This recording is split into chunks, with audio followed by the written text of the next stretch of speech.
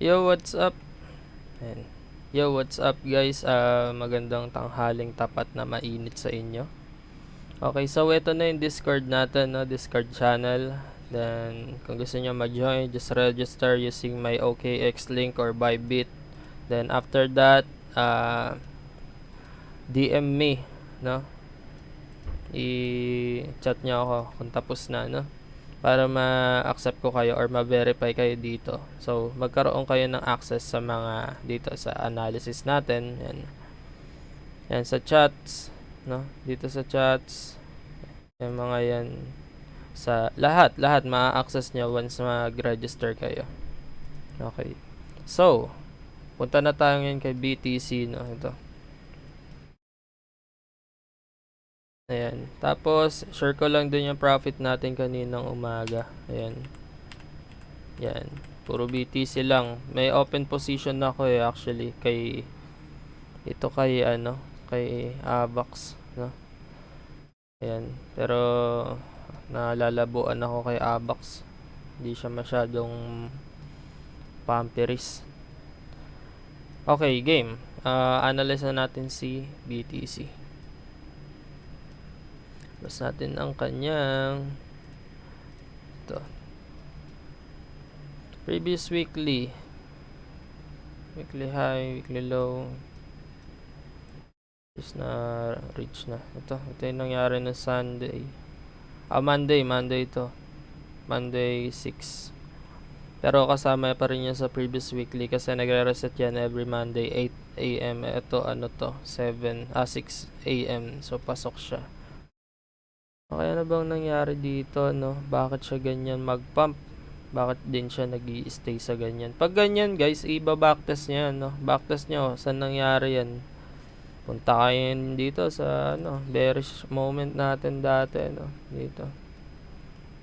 Bakit dyan siya nag-stay, no? Lagi niyong babacktestan yan. Kita natin para di makakalito. Ayan. Ito, break na.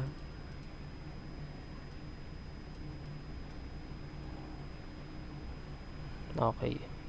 Pasok siya. Parang okay to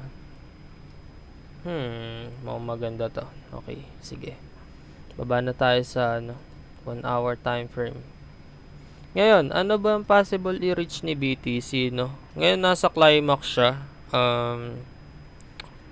Tapos bullish pa. I don't think na maganda mag-short kay BTC kasi kung bullish siya, dapat never ka mag-against kay Bitcoin, no? So wag mo lalabanan yung pagkaka-bullish niya kasi pwede kang ma-stop out. Kagaya nung nangyari sa last week no. Stop out ako, parang ilang dollars din yung na-loss, no? Pero ngayon nakabawi tayo. Bawi ako mula dito actually. Yan, ganyan.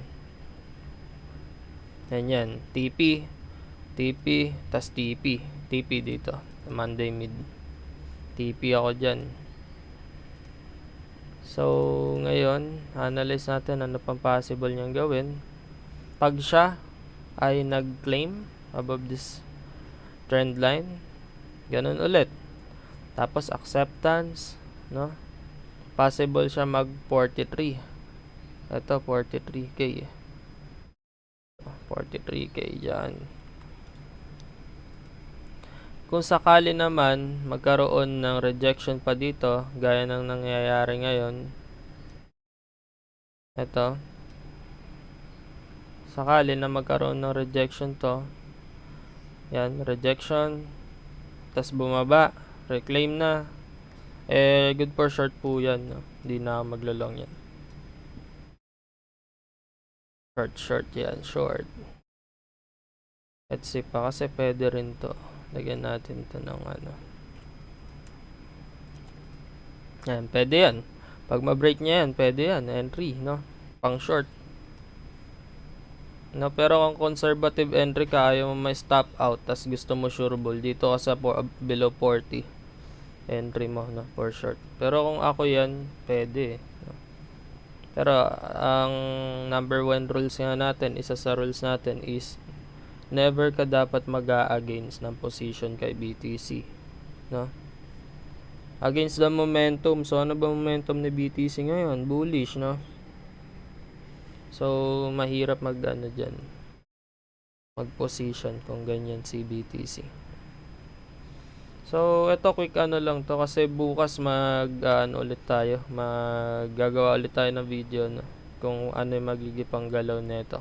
Ngayon kasi medyo malabo na kasi ang layo na nang nangyayari sa sa pinakadulo pa ng chart nangyayari, no? Mahirap na pwede naman backtest pero malayo hindi malinaw sa akin Hindi pa malinaw to. Pwede ang ko dito, possible magkaroon ng pullback. Mabigat na pullback, no? Daming liquidity dito sa baba, na hindi nakukuha. Dami, Asan yan? Asan yung mga liquidity na yan? Ayan. 38, pwede. Hindi, kaso kakaano lang yan Ayan, liquidity yan, dolls. Liquidity. Gita na lang natin para mas malinis. Liquidity. Yan, mga ganyan. Possible niya kuhain, di ba?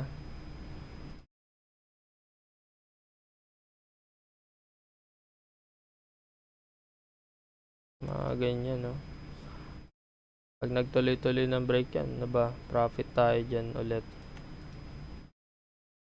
Ganyan.